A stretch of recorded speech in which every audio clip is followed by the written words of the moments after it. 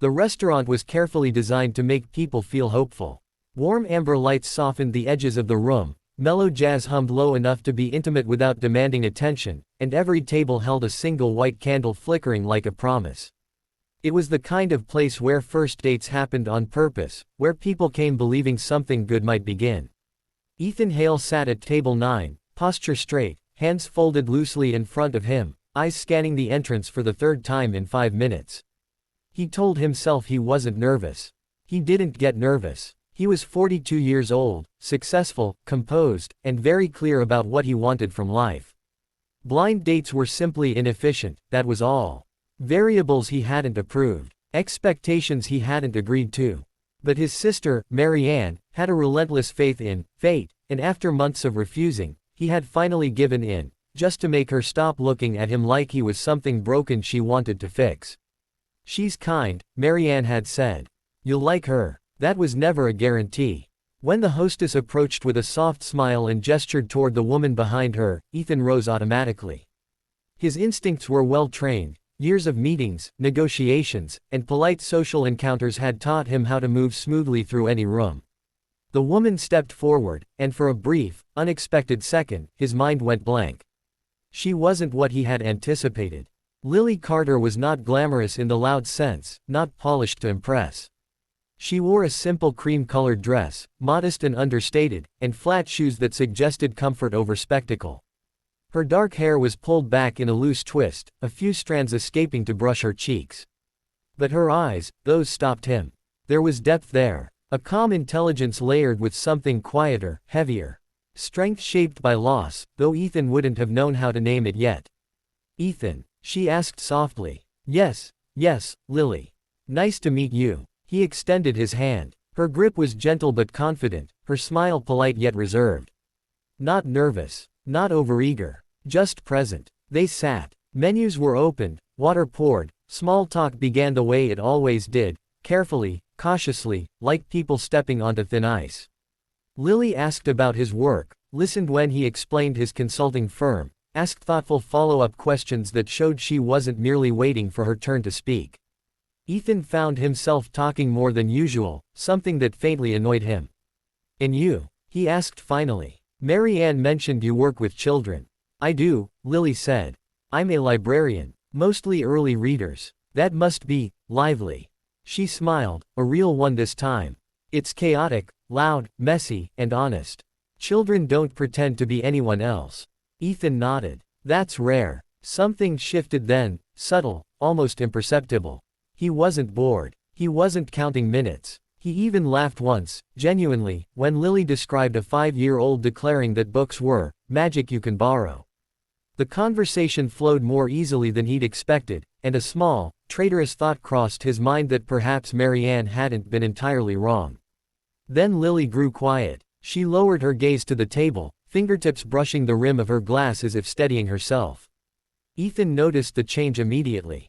Years of reading people for business had trained him to sense hesitation. "There's something I need to tell you," she said. He leaned back slightly, bracing without knowing why. "All right. I prefer honesty early," Lily continued. "I've learned it's kinder, even when it's uncomfortable." His jaw tightened. "I agree." She took a breath, not dramatic, not trembling, but deliberate. "I'm a widow." The word didn't echo. It didn't shout. It simply settled between them, heavy and undeniable. Ethan's first reaction was instinctive, unfiltered. His expression shifted before he could stop it, just a flicker of surprise, calculation, resistance. Lily saw it. She always did. People thought they masked their reactions well. They didn't. "Oh," he said. Silence stretched. He could have paused. He could have softened his response. He could have asked questions. Instead, he chose clarity, the same clarity he applied to every area of his life. "I should be honest too," Ethan said. "I don't date widows." The words were calm, almost clinical, spoken without cruelty, but that didn't make them gentle. Lily's shoulders stiffened slightly, though her face remained composed. A quiet dignity settled over her, one shaped by years of absorbing remarks people didn't realize were wounds. "I see," she said. Ethan continued, compelled by his own need to explain. "It's not personal. It's just complicated. There's history. Comparisons. A past that doesn't leave room for something new. I prefer clean beginnings. Lily nodded slowly, her lips pressing together for a moment before she spoke again. That makes sense. She reached for her purse. I think we should end the evening here, she said gently. Thank you for your honesty. Ethan frowned, caught off guard by how quickly the decision had been made. Already? Yes. She stood. I hope you find what you're looking for. And then she was gone. Ethan remained seated, staring at the empty chair across from him, an unfamiliar sensation tightening in his chest. He told himself he'd done the right thing. Clear boundaries prevented unnecessary pain. He had learned that lesson long ago. Loss reshaped people. He had seen it, lived near it. He simply refused to invite it into his carefully ordered life. He paid the bill and left. Outside, the sky had darkened, clouds gathering with quiet intent. By the time Ethan reached his car, rain had begun to fall, first lightly, then with purpose, drumming against the pavement and blurring the city lights into streaks of color. He drove with his usual precision, hands steady on the wheel, mind replaying the evening despite his attempts to dismiss it. Widow. The word lingered. At a red light near Maple Street, he noticed a figure on the sidewalk struggling against the rain. A woman wrestled with a stroller, one hand clutching a phone, the other shielding a small child from the downpour. The child cried softly, his small shoes soaked, his face pinched with discomfort. Ethan's chest tightened. He didn't know why he pulled over. He didn't analyze it. He simply did. He stepped out into the rain. Do you need help? He called. The woman turned. It was Lily. Rain soaked her hair, plastered her dress to her arms. Surprise flickered across her face, followed by something unreadable. My car won't start, she said quietly. I've been trying to get a ride.